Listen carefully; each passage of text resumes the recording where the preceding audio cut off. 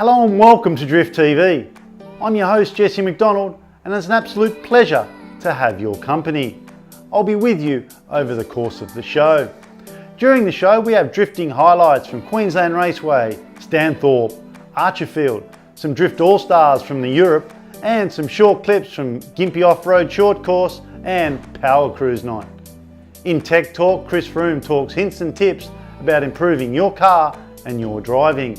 In Driver DNA, we meet with international FD driver Forrest Wang, World Time Attack winner Michael Rosenblatt, world-class drifters Luke Fink, Josh Botcher, Chris Froome, ADGP winner Rob White, our Hollywood Mad Max driver and drifter Eugene Artisan, Speedway champion Shane Heathcote, and we can't forget our special guest Red Bull V8 supercar driver Shane van Gisbergen. So there's plenty of action to keep you entertained and strapped down. It's that time of the show where we must crack on with it. I'm Jesse McDonald and you're watching Drift TV.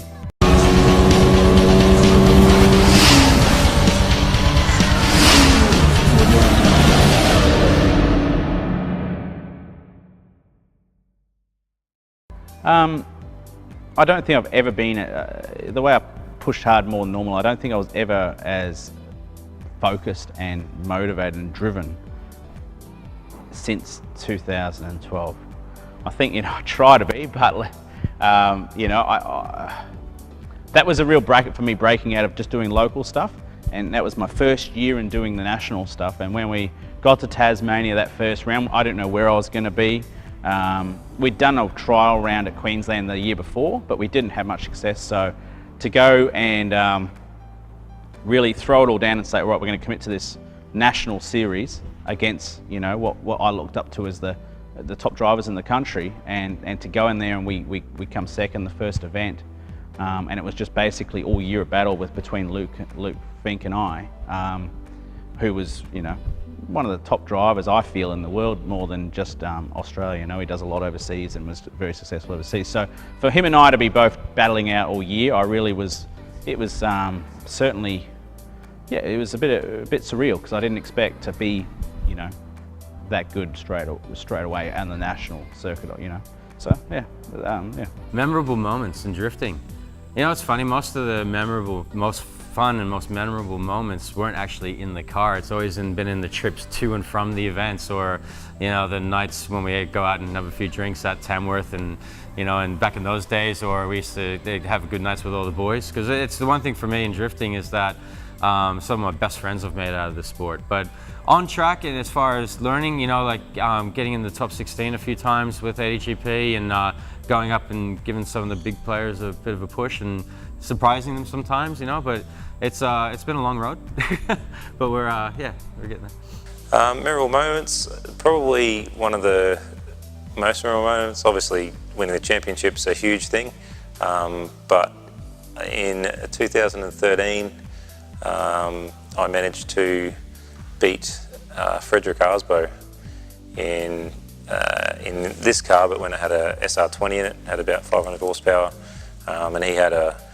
86 with a NASCAR motor in it, and that was in Australia. I got to take home a carbon fibre trophy from Formula Drift, came third, so that was probably one of the most memorable moments in drifting. Winning the championship, just I guess a Queensland New South Wales Championship Race Lines Stadium Drift Championship back in 2010, that was a big kick for me in my career, and that actually gave me some overseas opportunities doing that. But yeah, I think that one battle, if you had to bring it down to one battle, it might be versus Frederick Arsbo. I'm taking that win.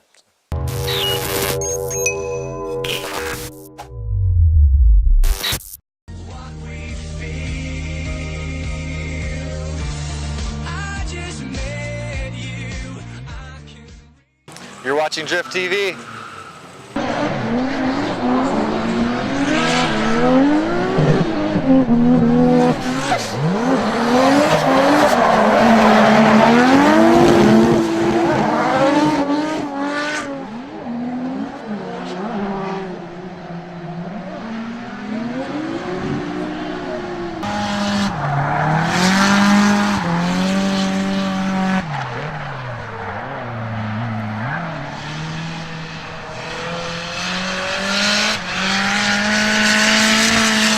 drift, do some shows, do some burnouts. What do I do with my hands?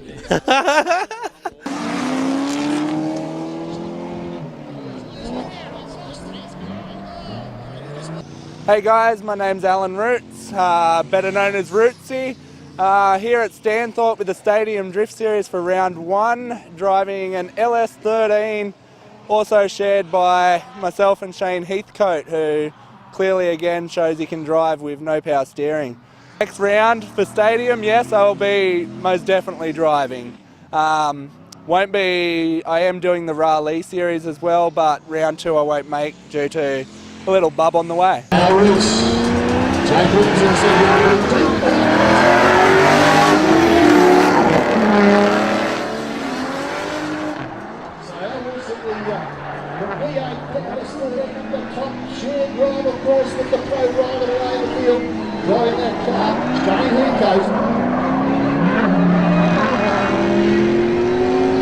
So Jake Williams.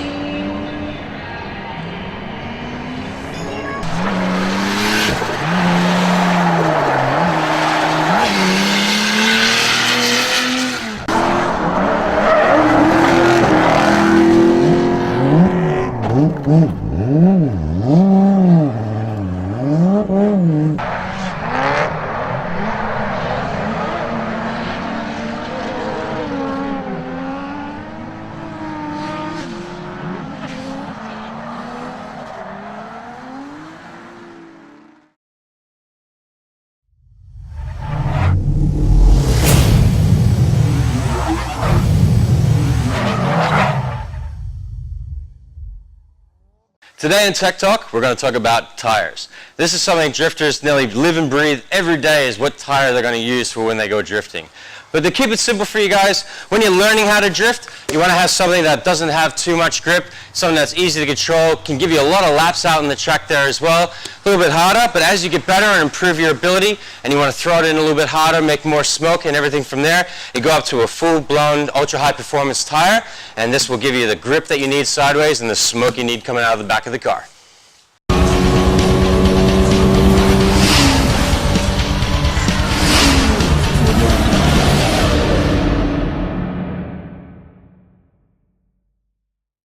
Memorable moments. I used to do Drift Australia back in the day when that was all up and running, and that was the national series, so I used to drive my 180 then. Some of the battles were quite memorable, but also the team camaraderie between everybody. It was all very friendly. If you broke something, then all of a sudden most of the crews were all trying to rush around, trying to help you to get back out the track to battle you. But some of them, I guess, if you look up YouTube, Bo Yates versus Aronson at Eastern Creek, I get shunted off the track, so I mean that was pretty memorable. But I guess another one might be along the whole crashing thing. Power Cruise, when I first built my 180 in Sydney, do you remember what year that was? That was like 04 or something, or 05 or something. I was mudging down the back straight as fast as I could go, and actually backed into the wall, and the glass went all over the pit lane and missed a whole bunch of people, thank God. And now that's why people can't stand on the pit lane when we're drifting. Sorry. So that's a fairly memorable moment, I guess. Memorable moments in drifting. Obviously, when we ran Stadium Drift a couple of years ago, we did. There was 5 rounds. We came out. That was our first time really in an event, and we managed to whitewash the series. So we did 5 for 5 in a straight row. So that to me was pretty memorable. Most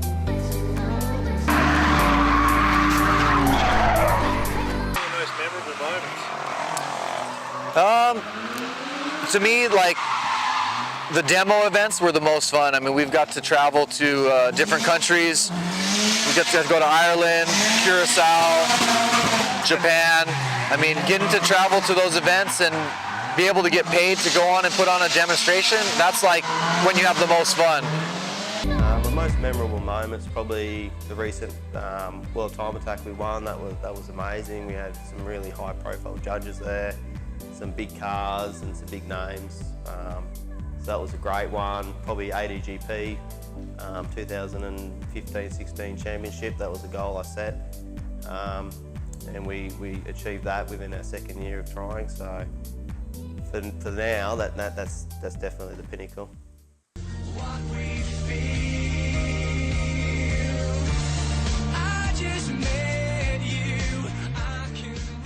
Welcome back. Hope you're enjoying what you're seeing, and there's plenty more to come. I'm Jesse McDonald, and this is DriftTV.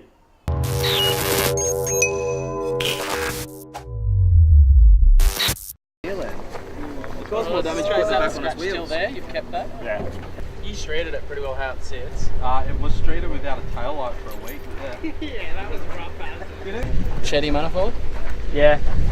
Yeah, I had a Rips one on it, but that went on the track car.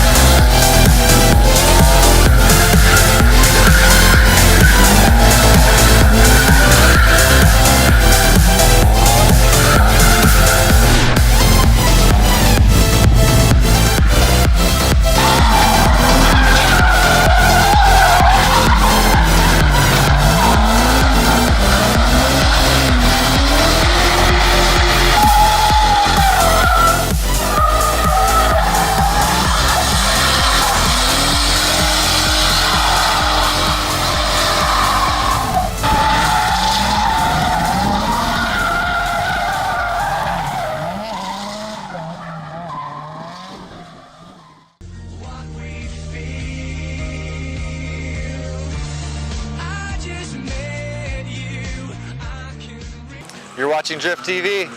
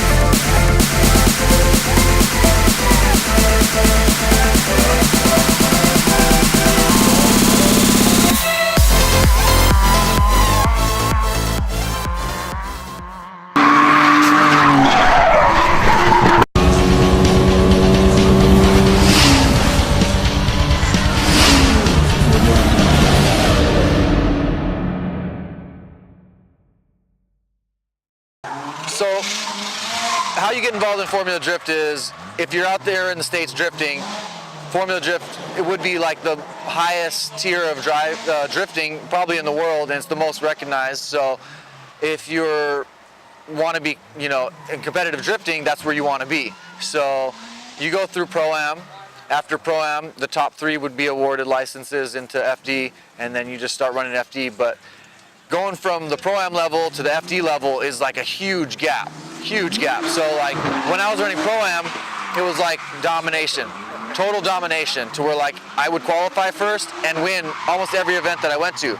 And then when I got into FD, you're going up against the likes of Chris Forsberg and Von Gittin, and these guys have huge budgets, huge crews, and their programs are dialed in. So you're going up against like factory teams that have like way more experience, way more money, and better cars, better setups, more knowledge. So you struggle to compete against those kind of guys. So I went, my first season FD, I finished 16 overall, which is not bad for like a first season of doing FD. And I learned a lot from that. And then the year after that, we went up to 5th position overall. And every year, we learned and we worked on our car and worked on our program. And it's definitely a challenge. I mean, you're out there in a highly competitive stage. And these guys, like I said, they got huge budgets and lots of people getting paid money to figure out what works the best. What was your budget like? Our budget's shoestring, I guess they'd call it. So would be on the lower end, but we still managed to make it happen. I had a lot of good friends that would help out and crew, and the first year I had guys that spent their own way to come out and help me race, which is like, that's stand up. I mean, for somebody to spend their own money to help somebody else race, that's dedication right there. And luckily, years after that, we were getting enough money coming in that I could pay my team a little bit, pay for their flights, pay for their hotels, and kind of give them some kind of incentive to come and help, because it's hard. I mean, you're taking time away from work, losing money, spending time away from friends and family to come and go and help somebody else race. So I definitely appreciate all the help that I've got along the way from friends and family and sponsors to make it all happen.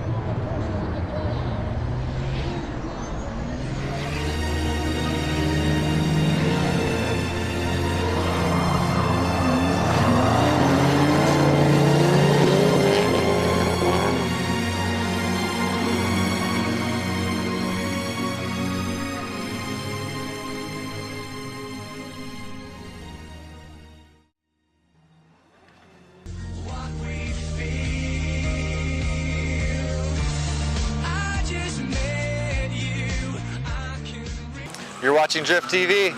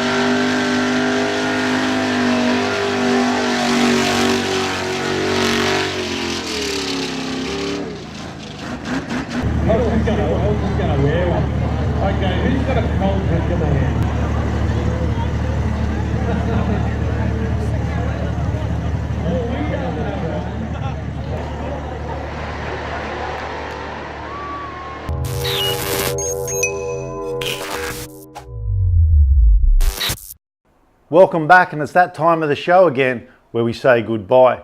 And remember to visit www.drifttv.com.au. Have a look around our site where we have highlights of drifting, and as well visit our shop where we have t-shirts and some caps you can get and style out. Well, that's all we have for you tonight. It was a pleasure having your company. I'm Jesse McDonald, and this is Drift TV.